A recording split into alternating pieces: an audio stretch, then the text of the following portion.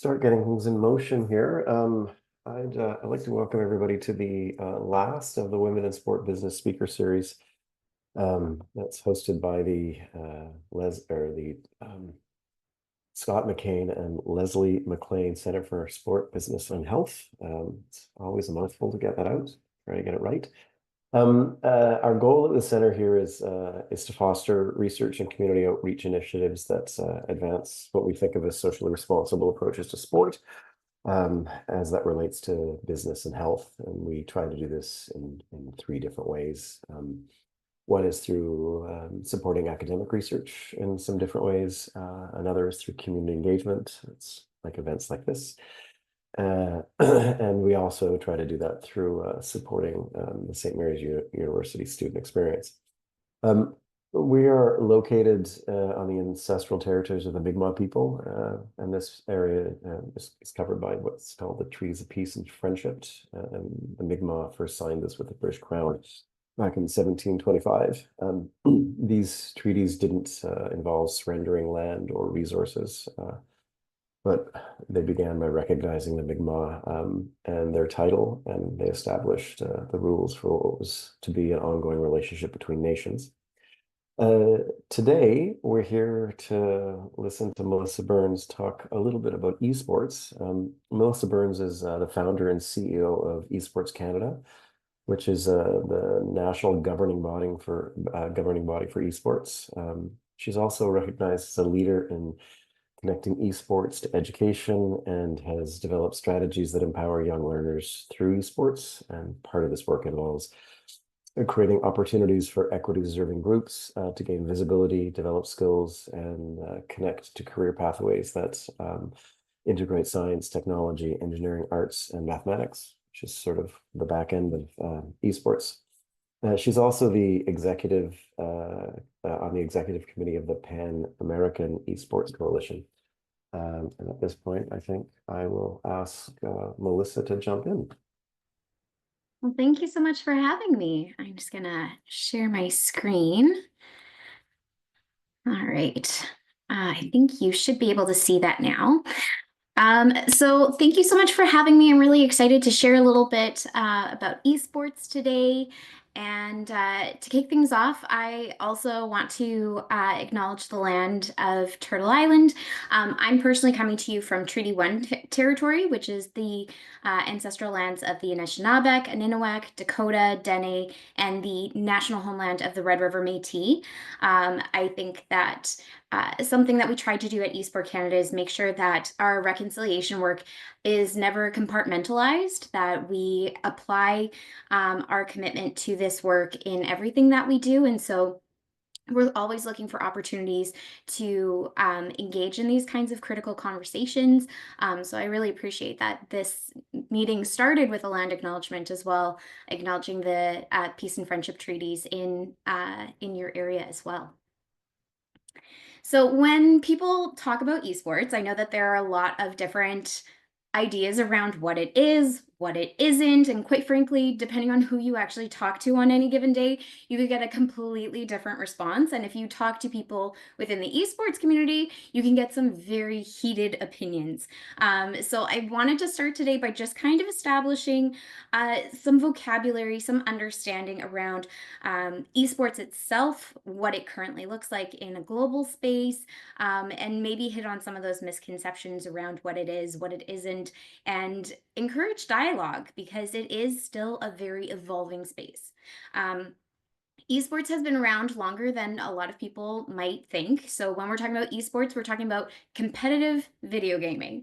The original, like the very first recorded esports event, competitive video game event, was actually in 1972. So we go back a really long way. It became significantly more popularized throughout the 1990s. And today, when we talk about esports, often what comes to mind is not the kid in their basement, but actually these sort of large-scale global events that draw thousands of people and millions of viewers and have tons of sponsorship dollars behind them. And this is absolutely a big part of esports, but it certainly isn't all of esports inclusively. However, here in Canada, it is important to note that these large-scale events are part of the ecosystem, because globally, Canada is actually overrepresented per capita in terms of performance. So when we look at the top 10 list uh, of high earning esports players globally, Canada makes the top 10 list. And that is despite being a much, much, much smaller nation compared to many of the others on this list. And so that really speaks to the level of talent that is here in Canada and is being celebrated and really being leveraged in a lot of different places. So there are very few professional teams here in Canada. So when these Canadians are going out and contributing to that win rate, they're usually doing so on teams across the globe.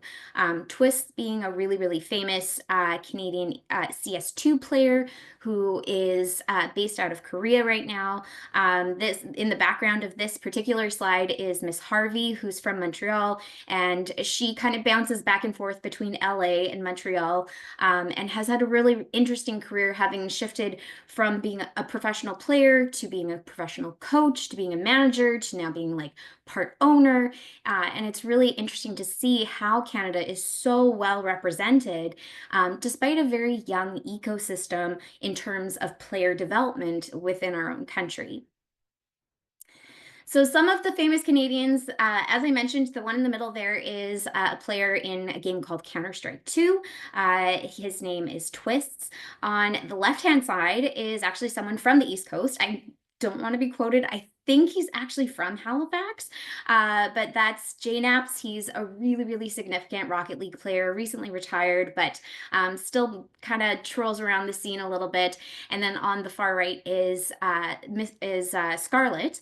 She's also from Montreal and lives in Korea, I believe, or actually she might be in China now, but she's one of the world's top StarCraft players. And so when we think of esports, we often think of like big name players and having that sort of elevated status that you would expect from, an NHL player, an NBA player, a CFL player. And that is definitely a big part of the visible esports scene, and it's contributed to a lot of growth. And so what we look at globally right now is that the gaming industry, so this extends beyond just esports specifically, because esports is specifically the competitive division of gaming. But within gaming itself, we're looking at over $200 billion US as a market revenue in 2024. We have 2.6 billion people that are gaming across the globe, which is not a small number. In 2023, we saw the Pan Am Games host the very first esports event that was actually part of the main event. We had other events that were large scale and connected to the Olympic series in various capacities, like the Commonwealth Games that were held in the UK just a couple years prior to the Pan Am Games. And that one was different in that the esports component was held a different week in a different town. And so it was kind of adjacent to, but not really fully incorporated into the Commonwealth Games. Whereas for the Pan Am Games, it was the first time in any Olympic-based event where the players actually got to go with their national teams. They got to live in Athletes Village. They got to have the full esport or the full Olympic experience as part of the Pan Am Games.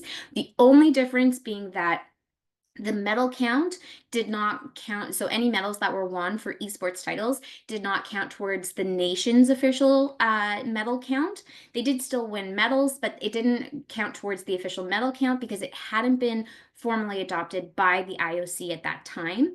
But if you paid attention to the Paris Olympics last year and the general meeting that they hosted there, they did officially adopt the Olympic Esports Games. So in addition to the Winter Olympics and the Summer Olympics, there is now a third Olympic event that is the Olympic Esports Games, as its own standalone event that is going to be hosting its first event in 2027 and will feature 3 different kinds of games. And this is where some folks in esports and the world generally will get into the debate of what is an esport, what constitutes an esport game or an esport title. And so the way that the Olympics is going to be hosting it is going to be in 3 major divisions. They have released that they're going to be doing VR sport, so that think like VR taekwondo, VR tennis, cycling, those kinds of different events that are physical sports but played in a virtual or augmented reality setting. Then there's sim sports where it mimics a real life sport. So think of like your NHL 2K, your NBA 2K, the FC soccer game from EA Sports, those kinds of crossover games, sim racing. And then they have the traditional esports, which will range with titles that the esports community is more familiar with for the most part. Though we do have a lot of crossover with the sim sports as well. Over 60 countries globally now are recognize their National Esports Federation as a national sports org, and within their National Olympic Committee. And just this January, WADA officially added esports as one of the regulated disciplines for anti-doping as well. So there's a lot of growth here in terms of structure and development. Canada is also part of the International Standards Organization that is developing global standards for esports. So the same organization that looks at things, different standards for different sports, like why do we use a Mikasa volleyball? And it comes to those kinds of regulatory bodies. And so Canada is now participating in the ISO's development of esports standards as well.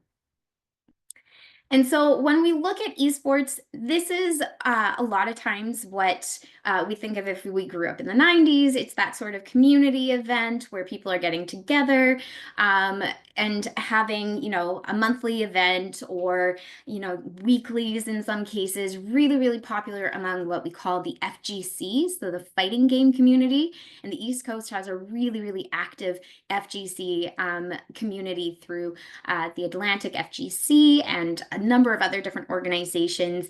And so that is an aspect of the esports ecosystem beyond just the competitive scene. So a lot of times when we think of esports, there's a lot of confusion around where different things lie, and I'll get to delving into that in a little bit, but I want to expand what esports looks like and who is actually participating in esports.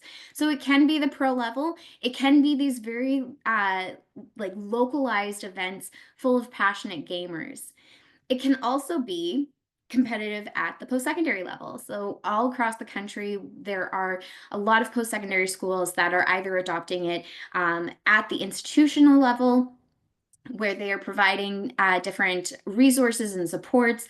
A lot of colleges and universities in the Ontario region are also offering scholarships. They have full wings that are dedicated to esports. They're also developing micro-credentialing, diploma programs. We're seeing an increase in the number of master level degrees and PhDs that are being researched right now and developed right now around different aspects related to esports and its application in a lot of different areas. So we see the full range from the like marketing and that sort of side of the industry to your broadcasting, to your business admin side, managing, and then looking at the more research-based side of the industry as it pertains to health and wellness, holistic training,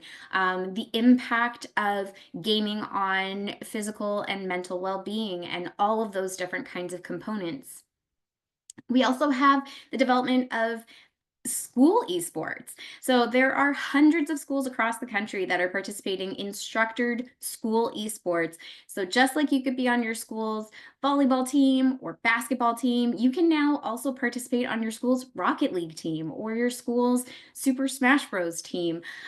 These are structured programs just like you would have for your traditional varsity sports in your schools, where they're coming in, they're training, they're doing structured practice time. They have competition schedules and seasons that run, 6 to 12 weeks, just like you would in other physical sports in your school settings. And so students are able to now get that kind of experience in esports in addition to the physical sports that we have come to know in a school setting. And something that's very interesting about this is and a reason that I'm very passionate about bringing esports into schools is that we know that our students are gaming. They deserve to have safe places to do that. And up until the last few years, there really hadn't been any spaces that were specifically designed with students in mind, with safety in mind. And so introducing it in a structured environment allows us to have some really important conversations with our students, but also allows them to have access to something that they're doing passively at home now in a structured environment where they can really start to develop some really critical life skills. And so we'll get into that a little bit more as we go in this conversation.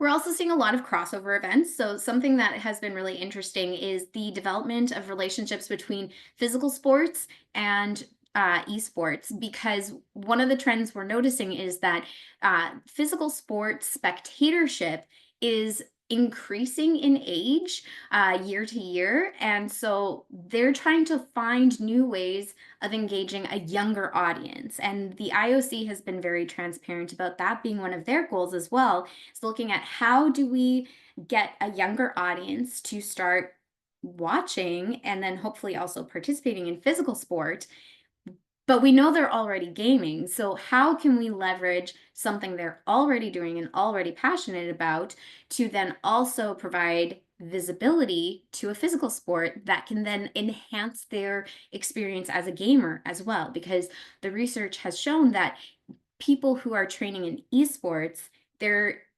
overall performance greatly increases as they incorporate structured physical training, strength training, cardiovascular training. The training also varies depending on what kind of game you are playing. So that's been really interesting to see. And then also the nutrition and sleep side of things, where long gone are the days where we associated gaming with, eating junk food and pounding back energy drinks and playing all hours of the night. There are, of course, still people that are doing that, but the ones that play at the highest level don't do that. And they can't do that because it impacts their performance just like it would in a physical sport.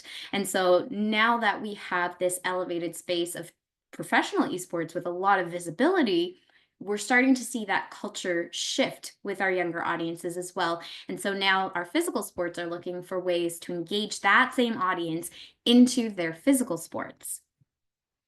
We're also seeing a lot of opportunities for post-secondaries to create relationships, meaningful relationships with the next generation of students who could potentially be part of those programs.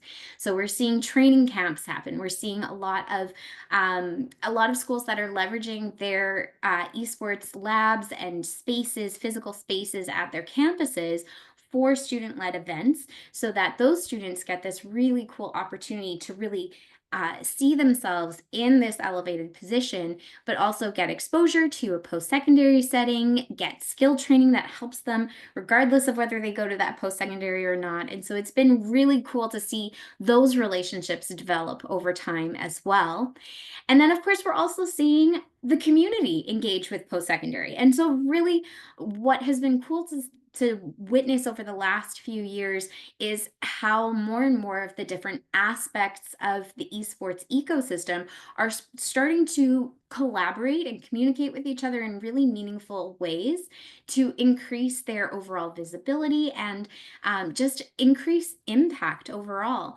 We're seeing a lot of social change that is happening through gaming spaces, and it's been really, really fun to witness that and to help be part of that. But now I'm going to shift gears a little bit and talk about not just what esports is and who's doing it, but the overall impact of it within our ecosystem and a little bit of my own personal journey with this. So this is taken from the Entertainment Software Association of Canada. They put out a new report every few years, so we should be getting a new one soon. But this one was released in November of 2022, so it's the most recent we have right now. But it's interesting to see that the average age of the gamer in Canada is 34. We know that 89% of kids and teens are playing games daily. And I was actually surprised. I thought it was going to be higher than that. And I'm excited to see the next report come out to see how that number is affected. But we know that this is something that our students are doing. And we know this is something that they're all doing daily. And so it's an activity that we can't ignore anymore. If it has that much of an impact and influence on our youth, we have to take it seriously. We have a responsibility to take it seriously and provide them with safe spaces to do that. But the other thing I wanted to show you is that graphic on the right side around the female male split. Now, this is one that I often, gently criticize because it is limited to a binary split of gender, but within the limitations of that, it's really interesting to see how a lot of times this can shatter the general public's perception of who is gaming.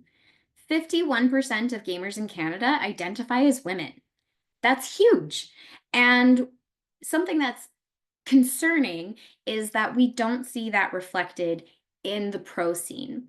So before we get to that, I'm going to share a little bit about how I ended up in the space that I'm in. So I had been working actually in performance. I did musical theater professionally.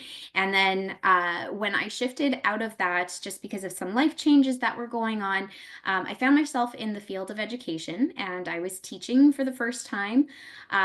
And I knew that the foundation of a good educational environment is relationship. I was a music specialist, and so I only saw my students for 30 minutes 4 times a cycle. It was not a lot of time.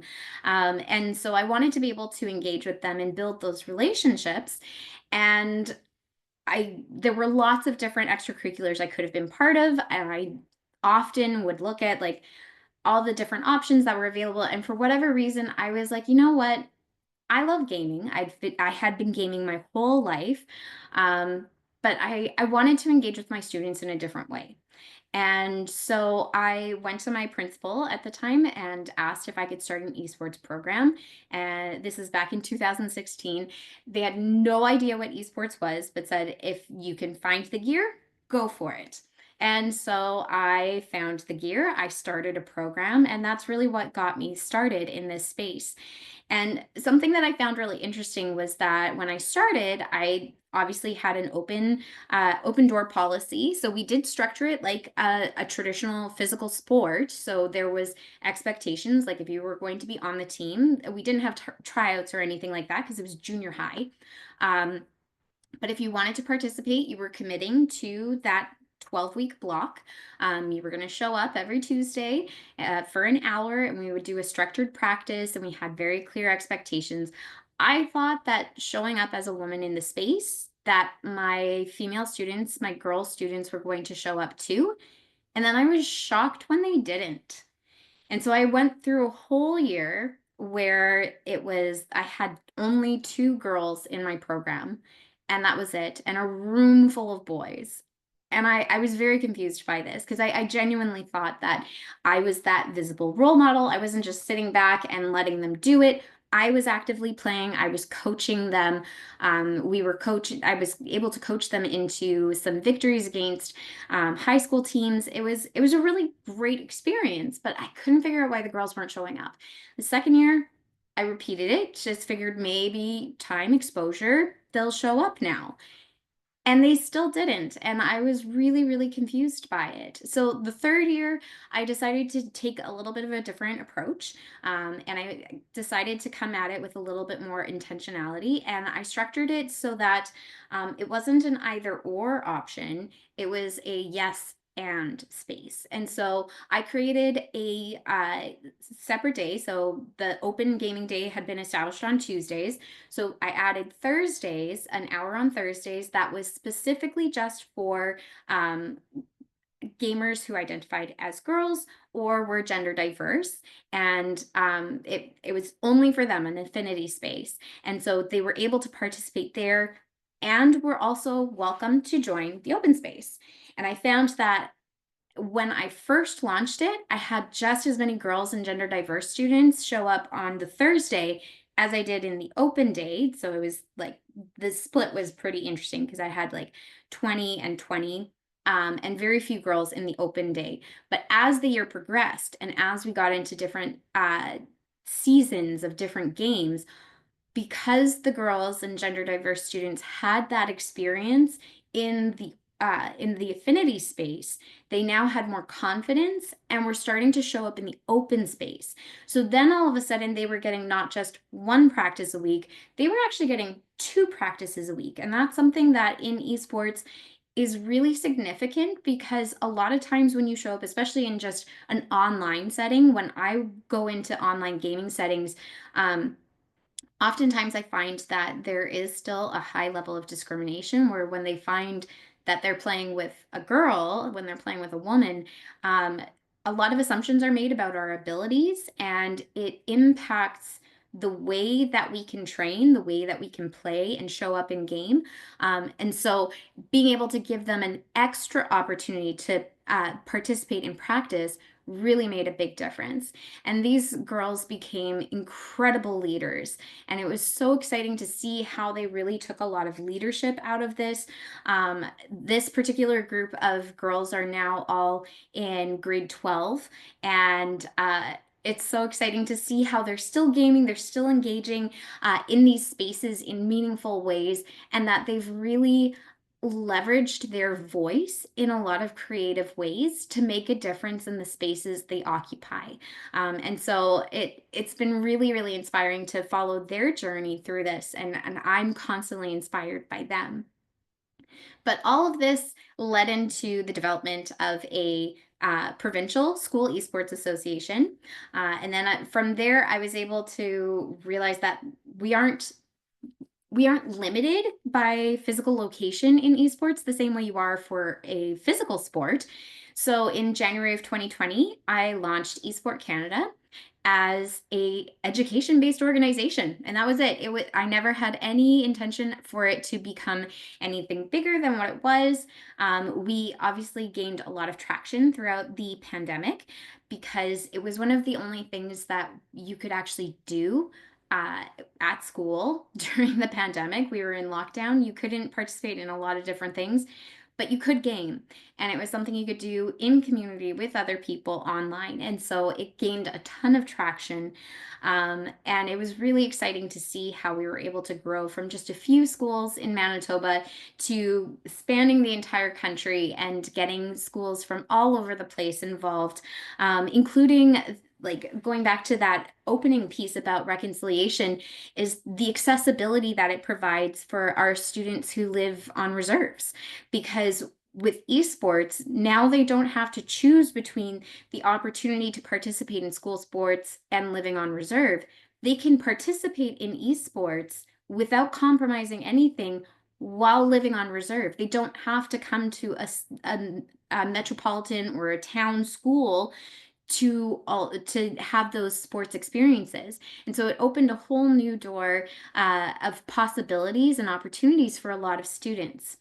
And then in November, December of 2021, I got a random email from some folks in the professional esports space, as well as some folks from Destination Toronto, who asked us to expand our operations to include a competitive division. Destination Toronto had been looking at potentially hosting some world events. And in order to put in a bid, your country had to be represented within the International Esport Federation, the IASF. And that had to go through a federally registered not-for-profit. and I was already federally registered as a not-for-profit and had trademarked the name Esports Canada. So I unintentionally made a good move there. And so they asked if we would expand to include not just education, but a competitive division that would host our national teams. And at that point, we were, a good way through the pandemic. We were mostly back to normal. And we were starting to run into some roadblocks with folks who just didn't see the need for esports anymore now that we were out of that pandemic state. And so we figured that being able to host our national teams provided more visibility to the opportunity for students, because now they could see that their students could be participating in this opportunity at school, and that it could lead to opportunities where they could compete internationally and represent our country in really meaningful ways. And so we decided to take the leap. And at the same time, we also were able to make an expansion into post-secondary. And so those became our three major divisions. So we have our education program, which is in-school esports programming. So not just school-aged kids in a club setting, but their actual in-school programming. Our post-secondary division, which has all the colleges and universities across the country. And then our competitive division, which incorporates the local communities all the way up to our national teams. And so the way I often describe it is a comparison to hockey, because I love hockey. And go Winnipeg Jets. They're first seed in the playoffs right now, so yay for that. But where NHL is your sort of high level performance that is entertainment focused, it's corporate, and Hockey Canada is your athlete pipeline of development. We are the Hockey Canada. We are the player pipeline of development. So we're not occupying that entertainment highest level space. We are looking at developing players from their earliest stages in a structured, safe environment up to that sort of World Juniors level. There is some crossover into pro sometimes, just because the ecosystem globally is still maturing, but that will adjust with time as well. But as I got to my first world event, 2022, I was able to bring our Canadian national Tekken player to the World Esports Championships, which were hosted in Bali, Indonesia. And it was interesting because while there were a handful of women in the room, there were 140 countries present. I was the only woman president in the entire room. There were a few other women who were in other managerial roles or support roles, but I was the only one there that was a woman in the space as the president of a federation, of a national federation. And it was a very eye-opening experience, because I remember being there and listening through the General Assembly, and they kept referring to the members as a brotherhood and talking about my brother. And I was able to go up to some of the leadership after the general meeting and address this. And I honestly, going to my first event, I don't even know why I felt brave enough to say it. But I did. I challenged them on their vocabulary, and it was something they just hadn't ever thought of before. It was something they had never been challenged on. And as a result, the following year, the vocabulary changed and no one used the term brother or brotherhood anymore. And it was really interesting to see how all it took was one brave conversation to be able to impact some change. And that's something that has really stuck with me, because while 51% of gamers in Canada identify as women, only about 5 to 9% of pro gamers identify as women. And when I see that kind of discrepancy, to me, that indicates a systemic barrier to success. And systemic barriers require systemic change. And we've seen that with the reconciliation work that is being done in the country, and how you can't just have it as something you think about. It has to be something that you are intentionally planning for. And those early experiences I had, where showing up for my students as a woman in this space actually wasn't enough to affect change, has really guided a lot of the initiatives and the way that we approach equity, diversity, inclusion, and accessibility at Esports Canada, and the way that we approach it in the work that we do. And so one of the ways that we've been doing that is that we have been looking at opportunities to elevate visibility, which, as I mentioned before, isn't actually enough. But we've taken it a step further, and we are now going to be launching a new program coming up. This is just referencing an initiative that we had done last year with the French Embassy to Canada, where we brought in some different individuals in the esports industry from France to come to Canada. We were able to host a panel during the XP Summit, XP Gaming Summit in Toronto, as well as an event during the Toronto Games Week, and host a live tournament with Kayani, who's a professional Tekken player.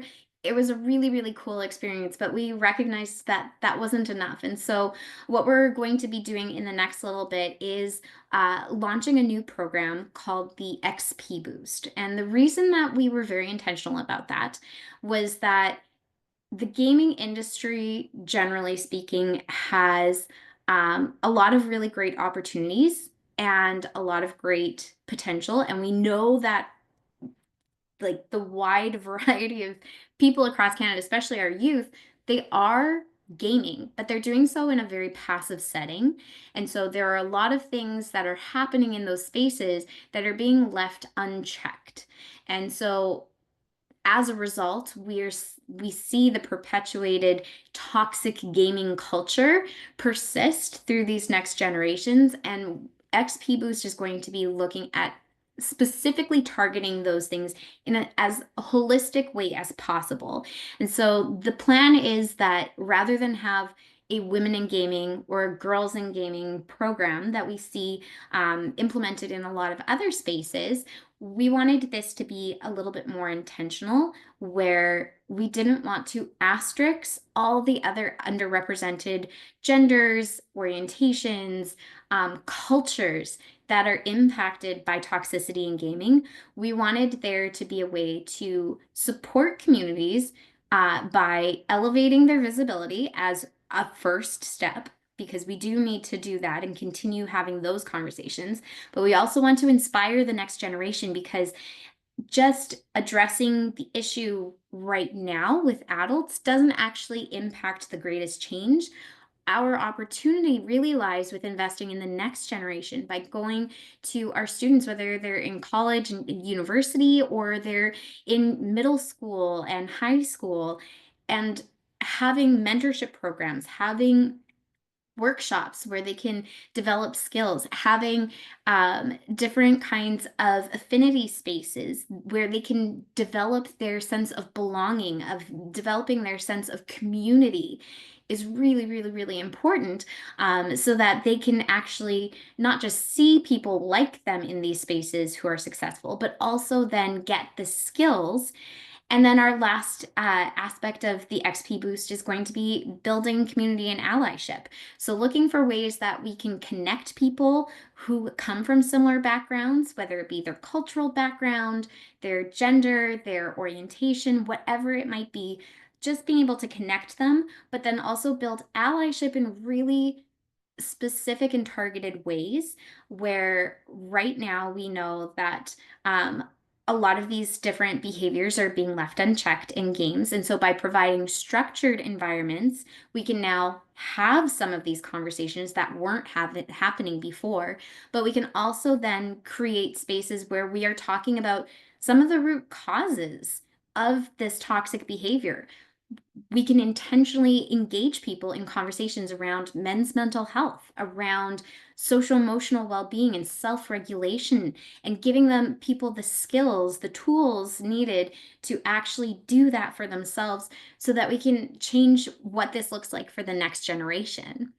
And the reason that this is so important is really that knowing that our younger generation are all engaging in this is something that isn't impacting a few of our students. It is impacting all of our students. We know that this is something that is not going away. It's growing year to year, particularly with our Gen Z and our Gen Alpha, and now our Gen Beta are just being born now. And I can only imagine what the gaming space is going to look like for them.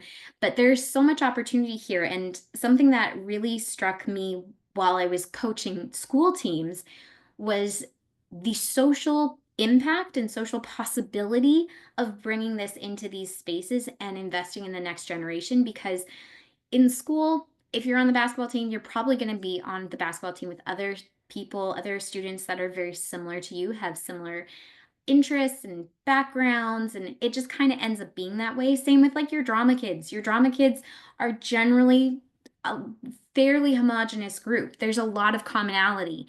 And in your classrooms, there is an opportunity to have forced collaboration through group work and group projects, but we know that's something they're being told they have to do. Gaming is a unique opportunity because it's something that they want to do and they're already engaging in those spaces on their own. They're motivated, they're self-motivated to do well in those spaces. And so when I was coaching a junior high team, I like to reference this one because it was just such a cool experience where I had one of my students was the like Reddit kid.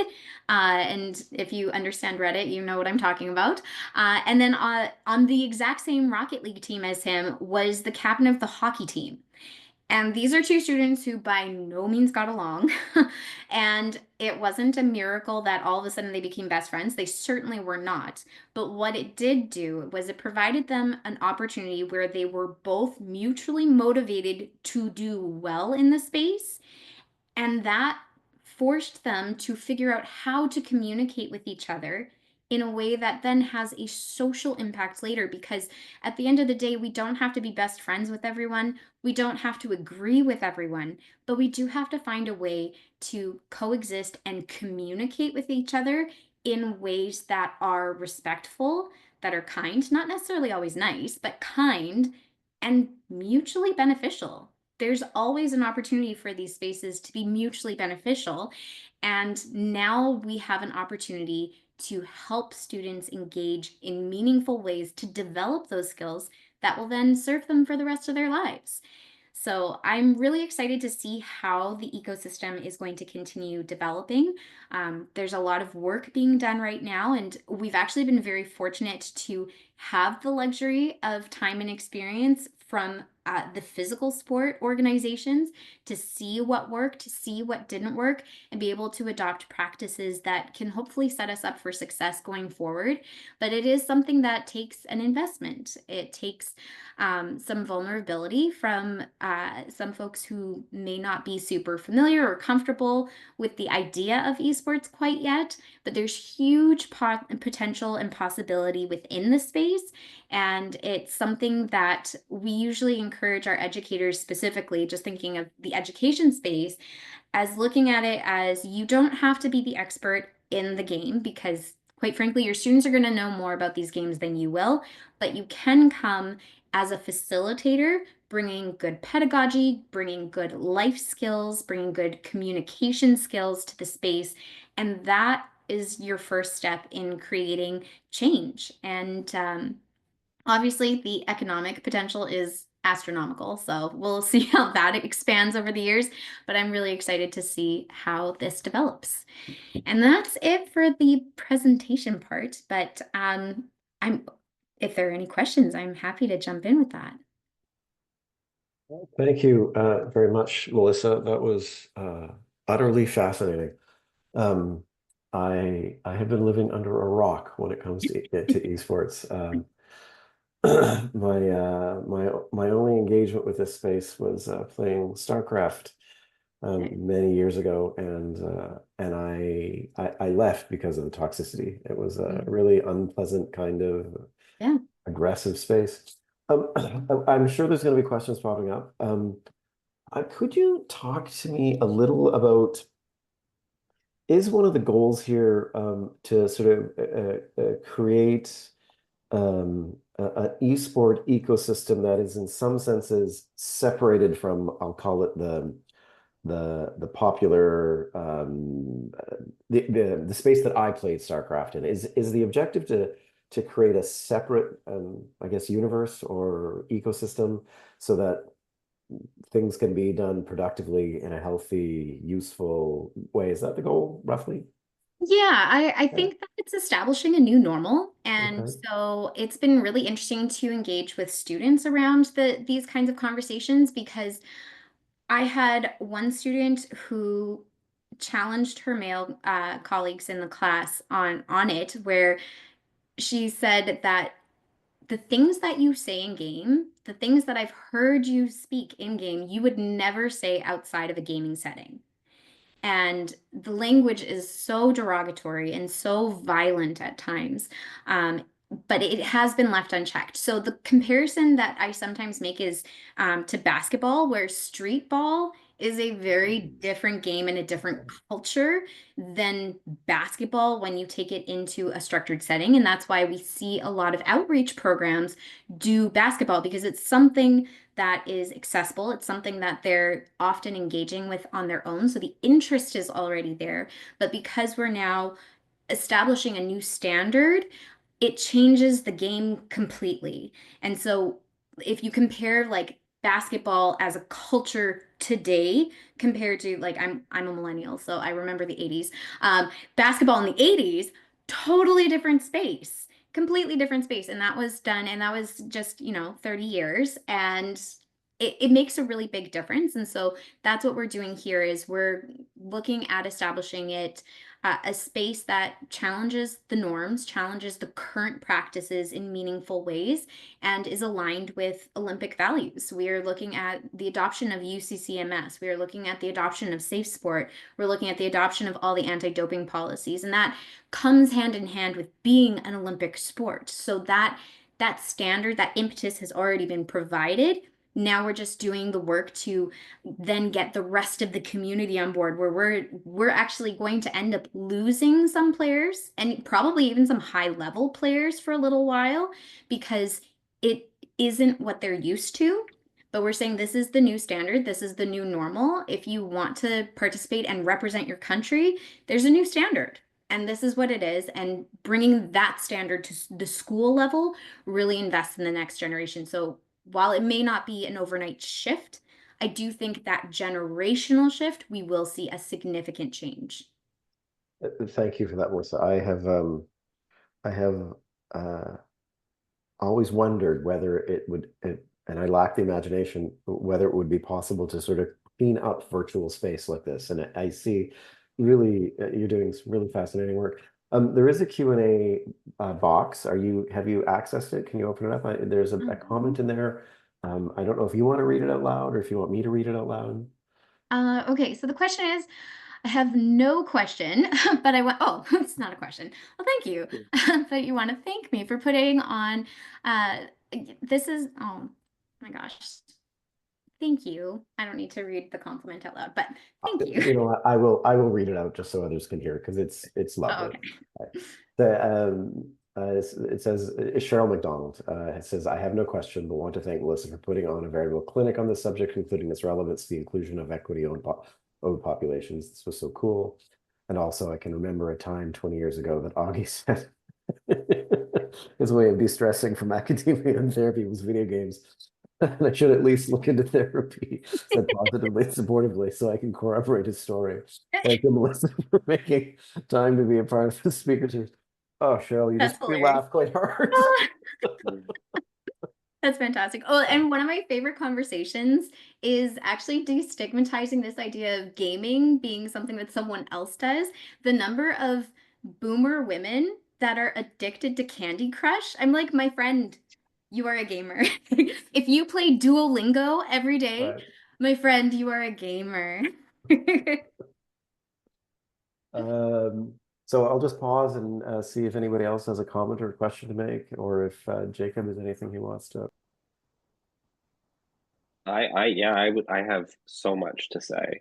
That was Hi Melissa. I'm the managing director of the center along with Augie, and that was I am floored. That was such a great presentation, and it was so interesting.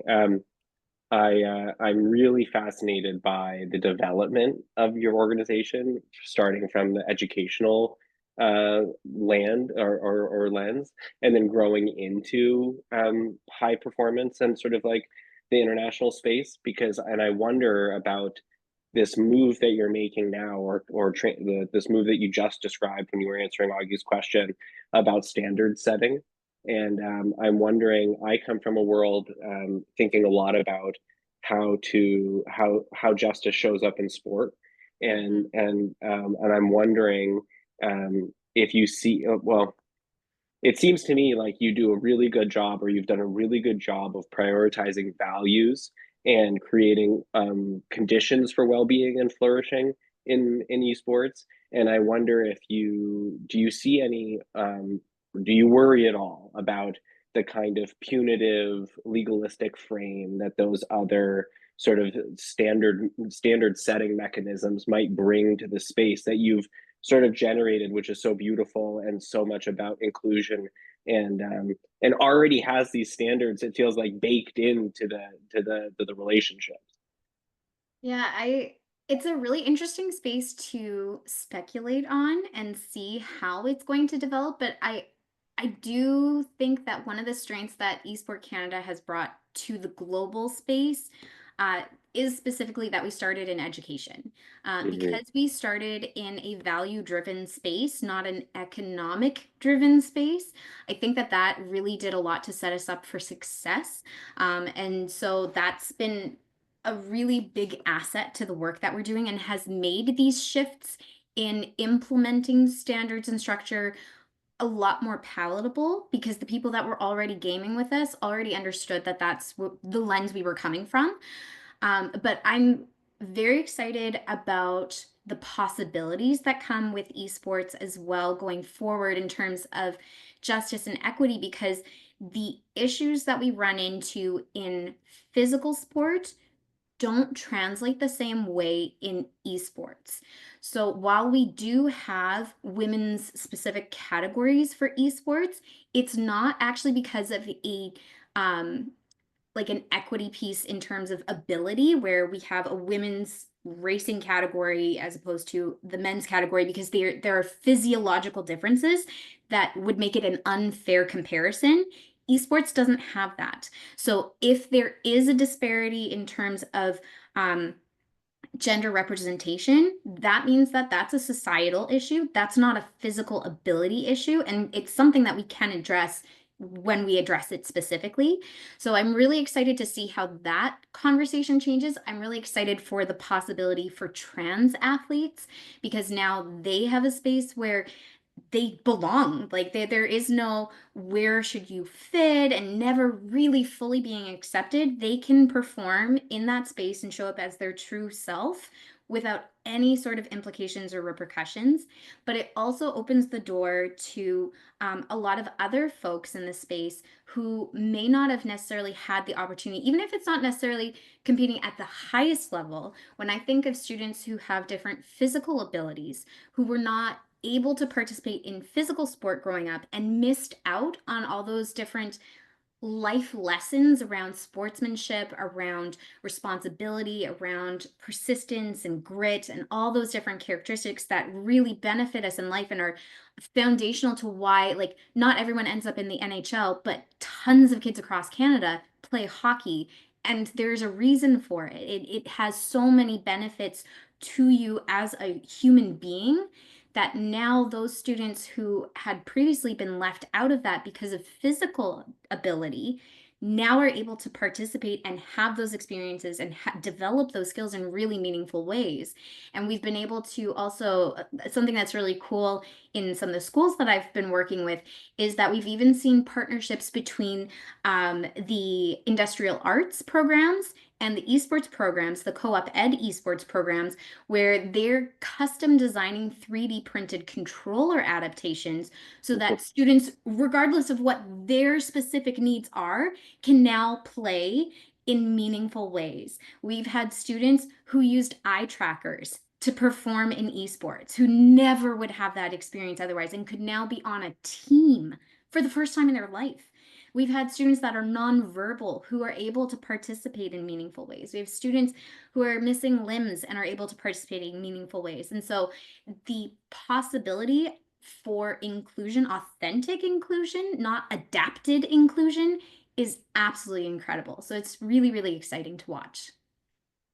Yeah, I mean, the way in which you've managed to leverage technology for this good purpose and not, allowed it to get clouded by the economic objectives is really something. And I'm for it. I'm your biggest fan all of a sudden. Well, we definitely need lots more engagement from the East Coast. So there's a lot of movement happening, and like not to cause too much of a squabble here, but there's a lot of movement happening in New Brunswick right now, where a ton of schools, particularly the New Brunswick English division, has really adopted esports in a very significant way.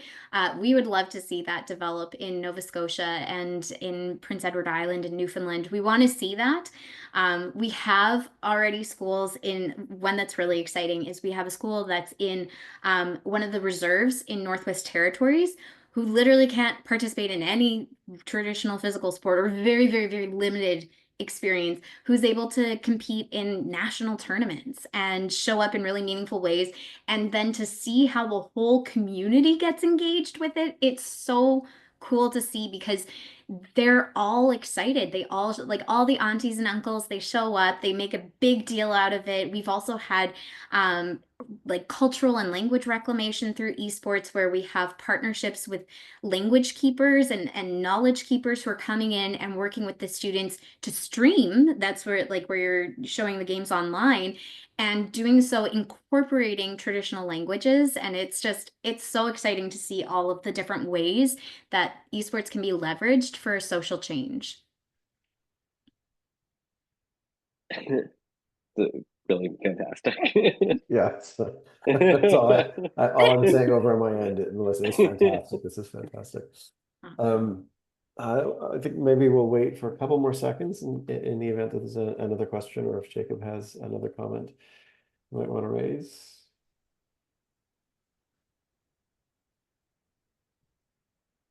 All right, I've got a question. Jacob, what do you play? We know that Augie plays StarCraft. What's your game? Oh, my history with video games is very emotionally laden. I remember receiving a Nintendo 64 early on and loving it. I was just never very good at video games, and so I did not have the video game culture that I was adjacent to was not nearly as inclusive as the one that you're building. So for me, it's really nice to see that it's possible. But I mean, I loved playing Halo with friends and all those games too, Super Smash Brothers, that kind of stuff. But it was never, I was never very good. No, I get that. I was never very good either, but it's a fun culture to get into, and it's really fun to see how it can expand. Yeah. Melissa, I think that's it for questions and comments. I really want to thank you for taking the time. Certainly opened my eyes, and you've breathed some hope into me around this space in ways that I was not anticipating. So it's a really nice for me, a really nice end to my day. Yeah, I second that. Well, thank you so much for having me. It's really been a pleasure. I've enjoyed the series. We've gotten to tune in to most of them so far, and so it's been really fun to learn from the other folks you've brought on as well. So thank you for hosting this series.